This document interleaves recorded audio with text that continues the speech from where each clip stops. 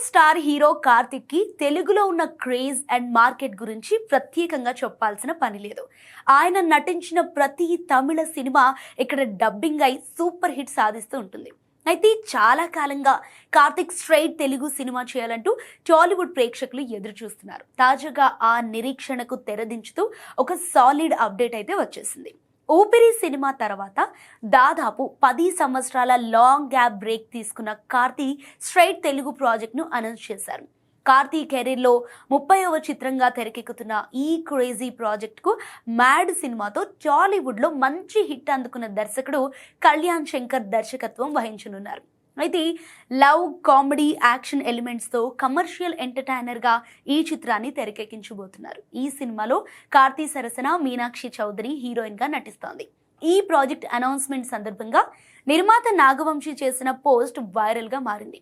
కొన్నేళ్ల క్రితం మనం థియేటర్లో ఆవారా సినిమా చూస్తున్నప్పుడు ఎలాంటి థ్రిల్, ఆనందాన్ని అయితే అనుభవించామో సరిగ్గా అలాంటి వింటేజ్ జాయ్ను మళ్ళీ గుర్తు చేసేలా ఈ సినిమాలో కార్తీని మీ ముందుకు తీసుకురాబోతున్నందుకు నాకు చాలా ఎక్సైటింగ్గా ఉంది. దీనిని మనం చాలా గ్రాండ్గా సెలబ్రేట్ చేసుకోబోతున్నామని నాగవంశీ పేర్కొన్నారు. దీంతో అటు కాలీవుడ్ ఇటు టాలీవుడ్ అభిమానుల్లో ఈ సినిమాపై అంచనాలు మామూలుగా లేవు.